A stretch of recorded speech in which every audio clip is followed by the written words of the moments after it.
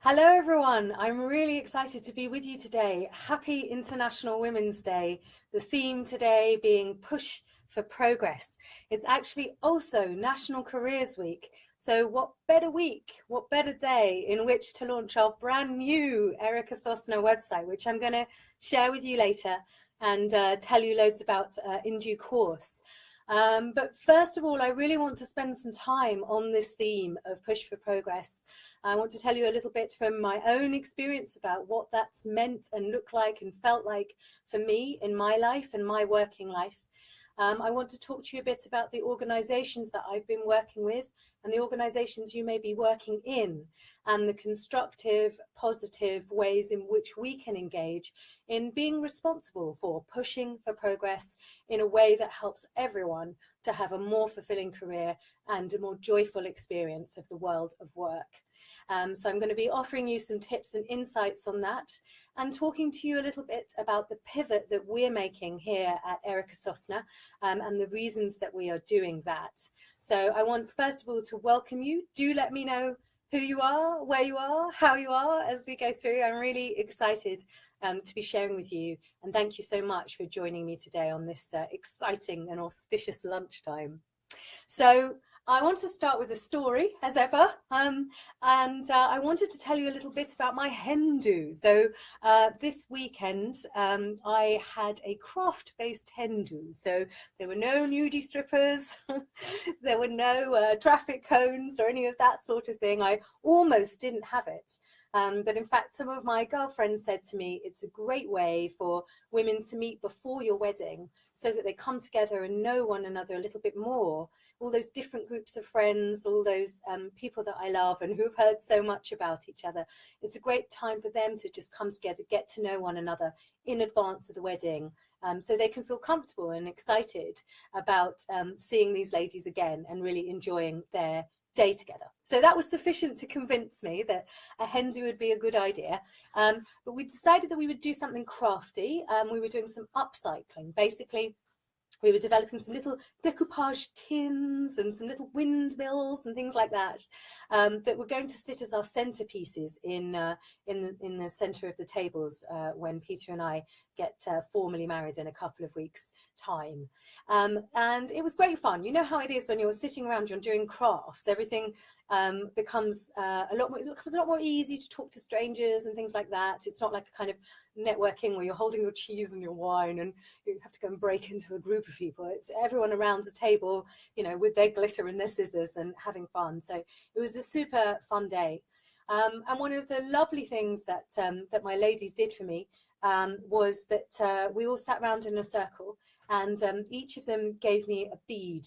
I might go and get that for you in a minute. Each of them gave me a bead that formed a necklace. And as they gave me the bead, they told me a little bit about the story of why they chose that bead and a little bit of their story, of their relationship with me. And it was a collection of women from people I've just got to know in the last couple of years, people who've known me since I ran my social enterprise, the Life Project, people who worked at the Life Project, people who've known me since we graduated from university, and even people who've known me from school days and our first Freshers Week at uni. And quite a few of the women said to me that when they met me, it was the first time that they had met a woman who was doing her own thing, who was running a business or a social enterprise or being self-employed, writing books, making things happen for herself, and that was extremely inspiring for them. And this was really moving and humbling for me because I always think about myself sort of jogging on and doing my best, but, you know, still with loads and loads to learn. So to hear from all these women who I dearly love and who are so inspiring, engaging, beautiful, and doing wonderful work in the world, that I might have been a catalyst for the businesses that they are now running, that I might have inspired them to feel that another life was possible for them, that I might have walked alongside them as they made a big career change in a way that allowed them to really fly, was extremely moving. And it made me think about this conversation about pushing for progress in relation to our businesses, our careers, our lives, what we're really looking for as women, and for the men who also support, enable, engage, and work alongside us as we strive to do that. And one of the things that's been very important for me in my work as a career consultant, a career coach, a sort of thinker, thought leader in the field of the world of work, has been to be very, very honest. I always feel that it's really important, super important to me, whether I'm working with somebody one-on-one in their career transition, or I'm running a program for people thinking about the next stage in their career, or I'm doing a talk at a women's network with women who are thinking about starting their own businesses, to tell the truth, to really tell the truth about my own experience, about what's been good and bad and ugly, the warts and all of my journey, because I've never said that a career transformation or starting a business or navigating the next stage of your career would be easy. I never said that. And it really is. Anything that we really want to do, anything that we really strive for, anything that we push for, anything that we dedicate our energy to is rarely easy, and it comes with all kinds of swings and roundabouts and twists and turns and knocks sometimes from the school of hard knocks, and so I wanted to share some of that journey in terms of my own entrepreneurship journey in a way that I hope will be useful to women all around the world today as we push for progress. So I guess the first thing I wanted to share with you was about the pivot that my organization has been making. So when I left the social enterprise world, I joined the corporate world, and I ran some really exciting and interesting leadership and management projects from a corporate leadership context. About 2.5 years ago, I decided it was time to step out on my own. I had published Your Life Plan, my book, and I felt that there was an opportunity to share that with an even wider audience using a digital platform, thinking about how I might coach instead of one-to-one, one-to-many, to be able to reach many women and men thinking about their careers, thinking about the next step in their career through an online program. And so I left my fantastic job and some great colleagues, and I started out on my own, learning how to launch a digital course, learning how to market a digital course, and most importantly, learning how to translate everything that I would offer in terms of the one-to-one or working with me with my book in a way that allowed us to do it one-to-many remotely from all over the world. And this was a really interesting and challenging journey. I learned a huge amount of things. I made some bad decisions in terms of who I hired to support me. In terms of marketing, I spent quite a bit of money and time on the wrong kinds of people who didn't necessarily understand and chime with the values of the organization. I learned that there were a lot of people out there who were really keen to take your money and want you as an entrepreneur to be their client. Now, there are some fantastic people out there who support you as coaches, as marketeers, as web builders, as VAs. I mean, there's some terrific people, and there are also some less good people. So, first of all, let's be mindful about how we spend our money and our investments. But secondly, I also learned through the opportunity to work with people over the world that this one-to-many model did work, that you could work through webinars, through masterclasses, through video, through online coaching to deliver really good results. And in fact, the vast majority of people who did take the program with me last year, Your Breakthrough it was called, have got themselves a new career and tell the stories of that in the videos that we make and in the testimonials that they kindly offer and in the referrals that they give to other people who are looking to make transition. But I also learned that this was not an easy sell. One of the interesting things for women in particular, I work a lot with women who have had a very successful corporate career and had their first child and discovered that their way of working previously doesn't really suit the woman they've become as a result of becoming a mother and a parent, and that the budget for the family also was a shared one and one that they were very conscious about spending judiciously. So investments in programs, in coaching, in support, the decisions about that were made very carefully, as they should be. And money often was tight at that time. So I started to wonder what it was that I could do to support this community of women without it necessarily being a financial exchange. So at that point, I started to do lots more blogging and video, really looking for ways that I could support women without them needing to make an investment. The other thing that I noticed was that actually, hang on, my background is in consulting. I've spent 15, maybe 17 years now in the consulting space. I understand organizations very well. As a business, I understand what it is that they need from a consulting company. I had a network of people who knew and liked and trusted myself, my brands, my community, my work. And by working B2C, working with the public, I was actually starting from scratch. I had no network with influencers in the space or bloggers. I didn't really know anything about how social media marketing worked in terms of building a community of individuals. And it became clear to me as my corporate colleagues and my previous organizational clients were coming back to me and asking, well, I know you're doing this coaching thing, but could you still help us run a workshop for our graduates? Could you help us still think about our career modeling for our women? Could you run a masterclass for us for International Women's Day online that speaks to the theme of this year?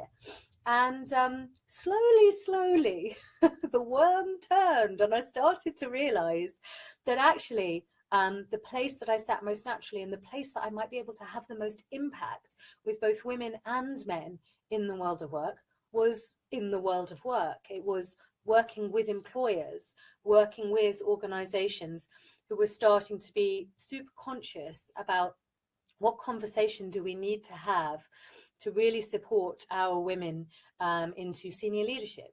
How do we support them in making career transitions across the organization and knowing how to do that? How do we help them to think about their first moves and their postgraduate activity to really set them up for success? And so it was that towards the end of last year, I decided two important things. The first was that the program, Your Breakthrough, and all of the material that lived alongside that I wanted to give it away. I wanted it to stop being a commercial enterprise and instead be the offer that I made to the wider community of women and men all over the world who are thinking about career transitions. I didn't want money to be an obstacle because I believe on a personal basis that careers education, personal development and education and insight, transferable skills like project management, managing your own time, being able to define your niche, being able to articulate your offer, they are fundamental rights and needs. They should be part of mainstream education. They're absolutely essential for the mobility and the disruption that's occurred in the 21st century world of work. And so in 2018 and the years to come, we're going to be giving away all of our materials and tools that relate to career change for the public, so that you, whatever age you are, a teen, a graduate, in your 20s and 30s, starting to think about senior leadership, moving into legacy, working for yourself, running your own thing, transforming the culture of the organization you're in, wherever you are and whatever you're doing, I'm going to be giving away tools that enable you to do that. So we're going to be running live classes. All of the video material of Your Breakthrough will be made available to you, all of the blogs, the e-guides, and we'll continue to develop more as our community grows. So that was decision number one. I want to give it away. That feels like the right thing to do. The second decision, therefore, was to pivot the focus of the website, the organization systems and structures of our business from working with coaching, focusing on the B2C, focusing on the public, working with the public, and instead to refocus on working with organizations. Organizations had been asking me, and I had been, this sounds crazy now, but this is what you do, deflecting those requests, effectively saying I was focusing on something else. And I realized that actually this was the way to have maximum impact. And so our new website launches today. It's super exciting, and it really has a focus on organizations and organizational change. Our work is now exclusively about helping organizations to energize and keep the very best talent, male or female, by having the right career conversation at the right time. Because I noticed something very interesting, and I'd be interested in your comments on this too, that in my work in leadership consulting, I found that there were lots of different stakeholders in an organization who were interested in your career. There's L&D, there's recruitment, there's payroll, there's HR, there's your manager themselves, there's the talent development program. But when I started asking client organizations, okay, so here I am and I'm ready for my next move in your organization, who do I go to speak to about that next stage? They didn't always know the answer. And this seemed an extraordinary omission, that if you want to keep someone engaged and excited about working in your organization, they need to be able to see the future. Hundreds of people who've coached with me over the years have told me that they are making moves because they just can't see a future in their organization. And this seems surprising to me because some of them are working for some of the largest and most prestigious organizations in the world, with a huge range of opportunities, global reach, different ranges of jobs, and who certainly had invested a lot of time and money in recruiting that person, training that person, and would certainly prefer to avoid the knowledge drain of losing that person, especially to the competition.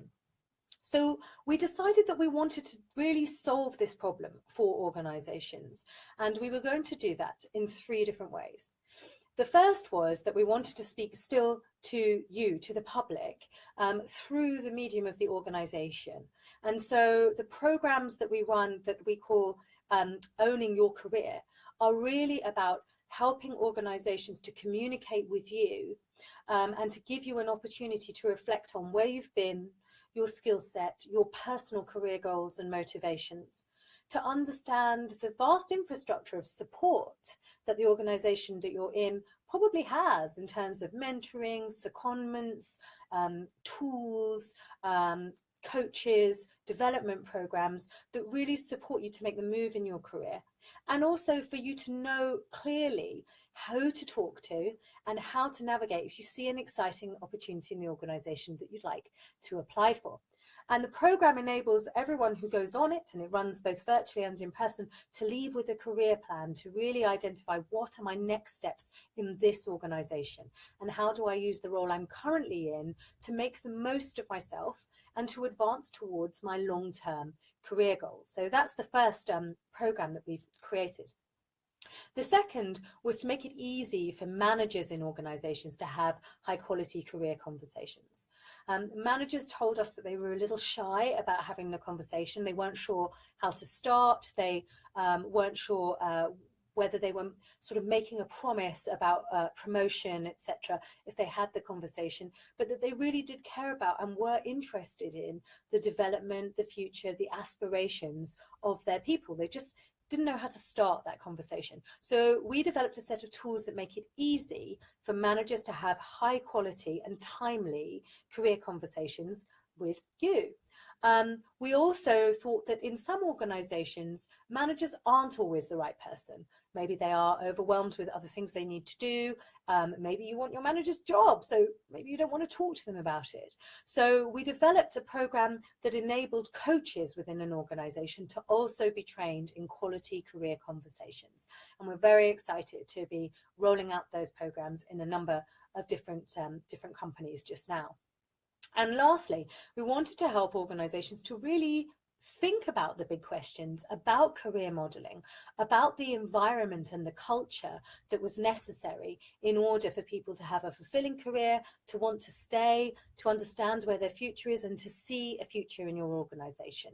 And so we now work on a consulting basis, developing digital tools, apps, communications that allow organizations to clearly articulate their career messaging to their people, and as an external brand to their employer brands more widely, to attract the very best of talent. So I'm super excited to have this website to share, and I will show you a little bit of it.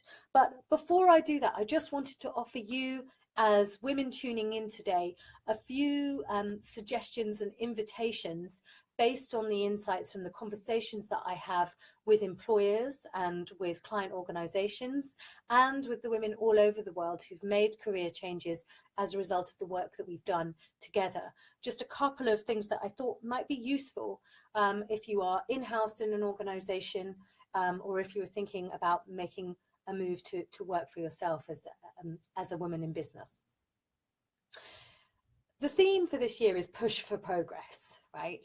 And it comes on the back of some antagonism, I think, that resulted from some of the allegations and the sexual harassment claims, and the kind of opening up of the conversation, basically about how difficult in some ways it has been for women to get on and to be treated in a supportive and a respectful way in the workplace. Now, for me, the question of respect extends to everybody, and the question of the issues around sexual abuse extend beyond women. I'm also, there are many people in childhood and in adulthood who experience things that they should not have done, and had their bodies violated.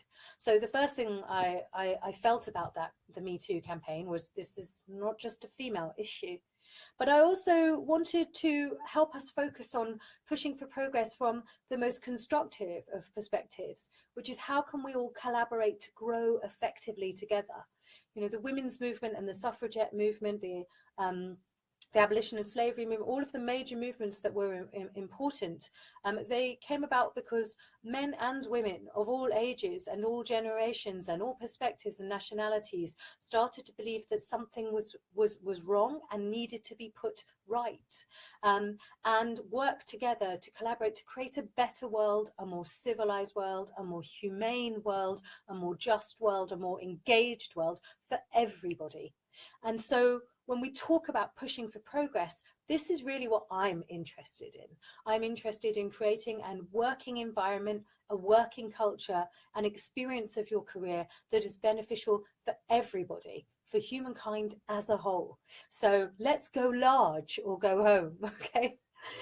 So there were three things I particularly wanted to raise for you to think about if you're considering what might I do as an individual pushing for progress in my organisation this year. The first is about childcare. The UK has one of the most expensive childcare setups in the world. This makes it very difficult and increasingly non-cost effective for a person on the average salary, around £25,000, to return to work on a part-time or full-time basis. It's just not economically viable. If your organisation is over 250 employees, might it be possible for them to consider investing in creche facilities? What difference might that make? If you're an employer listening to this, what difference might that make, that investment? If you think about how many people have to dash off in order to meet their nanny or get their child from kindergarten, who wouldn't have to dash off if they knew their child was safely cared for, well nourished and comfortable downstairs. You think about the amount of days that are lost in productivity if something happens with regard to the facilities, childcare facilities, and parents are not able to juggle that or have an alternative. What would it mean if your working environment provided a viable alternative? Plus, how many people would you get to hold on to who are currently paying exorbitant amounts of childcare and the sums just do not add up for the household budget? What would it mean if you made that childcare free, on-site and supportive? You could do it. if you wanted to. If you wanted to push for progress as an organization, you could consider it. You could collectivize with the building that you're based in. You could share the responsibilities on that. Why not hold a consultation? See how many parents that would make a huge difference for. So that's number one, push for progress around childcare. Number two, your career and the conversations that you're having about it. Many organizations are just coming round to the fact that a career conversation is a really important component of their engagement with you as an individual employee. And there are many reasons why that hasn't been embedded into the process up until now. Our mobility has improved a lot. It used to be that we moved a lot less once we were settled in an organization. Work has been disrupted. The number of jobs that are being recruited in the top 10 now that didn't exist even 10 years ago is really significant. Our technology and digitization has made it possible for people to work in different places and spaces and have different alternatives open up to them. So if your organization is going to make the most of you, and organizations, I'm talking to you too, then you really want to know who to speak to about your future. So push for progress tip number two, if you're in an organization and you want to know what your next move might be, whether you are about to go on maternity, whether you are returning, whether you're a young woman thinking about your next steps, and you've got high to find out where those opportunities are. And if the organization doesn't know, encourage them to consider how they might find out. Where should the careers conversation sit in your organization? Who should be holding it? Sometimes it is appropriate to have it in-house. Sometimes it works better to outsource it to an organization like mine. Maybe it sits within a wider coaching pool. Maybe your manager is the right person, but someone needs to know the answer to who do I go and talk to about my next steps here? And the reason that is important is because if you can't find someone in your organization to talk to about your career, you're most likely to end up working with an independent career coach or talking to the recruiters or talking to the competition. And the cost of replacing you is around 400% of your annual salary. So there's your business case right there. Push for progress. Who do I talk to about my career and my next steps in this organization? And thirdly, and finally, I want you to push for progress, or invite you to push for progress around your working culture. There are a lot of ways in which our organizations have really been designed with men in mind. And again, that's nobody's fault. For hundreds of years, women were deliberately excluded from the workplace. Our access to some of the most interesting professions and the most sexy work is quite young, actually. And so for organizations and institutions who have built up cultures and traditions over perhaps hundreds of years, you might work for an organization with a huge heritage and history. It might be that the culture that worked for that tradition up until quite recently worked, but now it doesn't. So just like I might shed off a coat from 10 years ago when I discovered that fringing really doesn't work anymore, so an organization might wish to reconsider the culture and the environment in which everyone thrives and does their best work. Now, I can't give you many specifics on this because it will depend on the unique culture of your organization or institution. But perhaps there are some things about how we manage, how we recruit, what's expected in terms of time and hours, flexibility on the job front, mobility internally within the organization that you think could do with a nudge.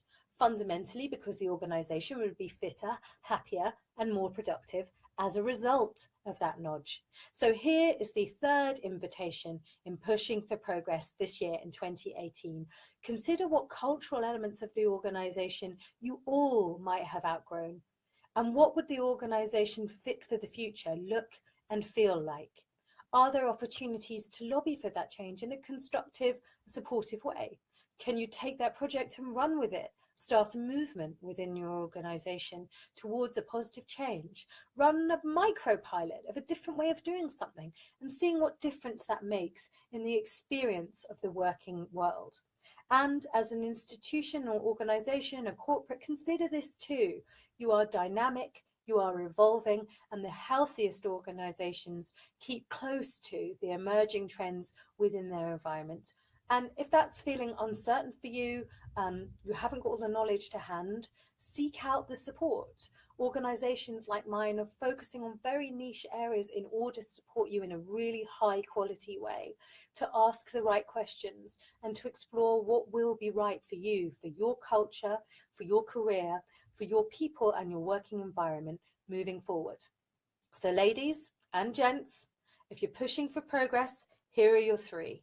Consider advocating for a creche. Number two, talk about your career and find out who you should be speaking to about your career. And number three, engage around culture. What kind of contexts and changes in your culture would enable every single person in your organization to thrive and the organization to be fitter, happier, more productive, and retain more of its talent for longer as a result. So I'm very much looking forward to sharing all of the cool free stuff that's going to be on our new website. And I thought I would also just give you a sneaky little peek into what it is and what it looks like. So let's see if you can see this. So this is Erica Sosna Career Matters, our new website. And the picture that I've chosen for our front page is from the Via Francigena. The Via Francigena is a pilgrim's path, a bit less well known than the Camino in Spain. The Via Francigena runs from just outside my house here in Godstone and through all the way from Canterbury to Rome. It's a path that a lot of people take a pilgrimage on still, or enjoy just walking a section of. I chose it because the Francigena walks straight through Pontremoli, which is where our new home in Italy is based. And there's something very powerful for me about work as a pilgrimage of identity. David Whyte describes it as work as a pilgrimage of identity. Career and work are super important to us. They're the way that we identify who we are and what we're about and where we're going next.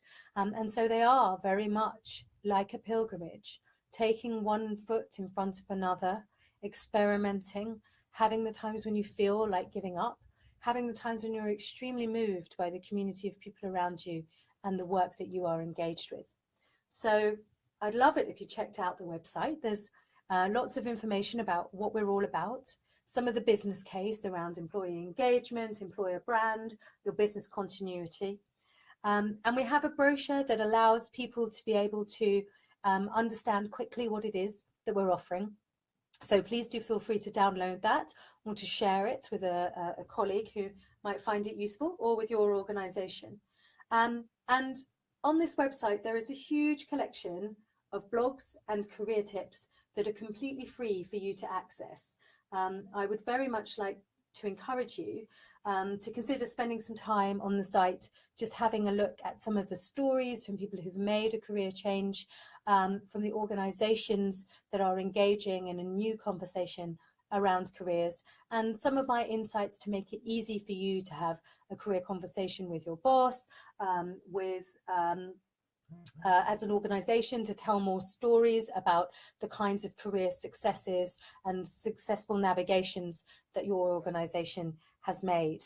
So I'm very excited and proud about this website, and really hope that it's been enjoyable and interesting for you to just share some of my story about what we're all about.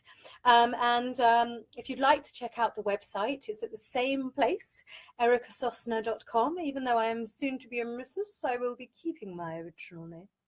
And I would love your thoughts, opinions, ideas around how we all can push for progress this year. I'd love to hear from you about how you're planning to push for progress this year in the most constructive, enlivening and uplifting ways possible. And I'll look forward to seeing you again sometime, either in Facebook Live land, connect with me on LinkedIn, on Twitter, drop me a line, give me a ring. And I wish you a very, very happy and uplifting International Women's Day, and a very fulfilling National Careers Week. So this is me signing off for now. Much, much love, and see you all soon.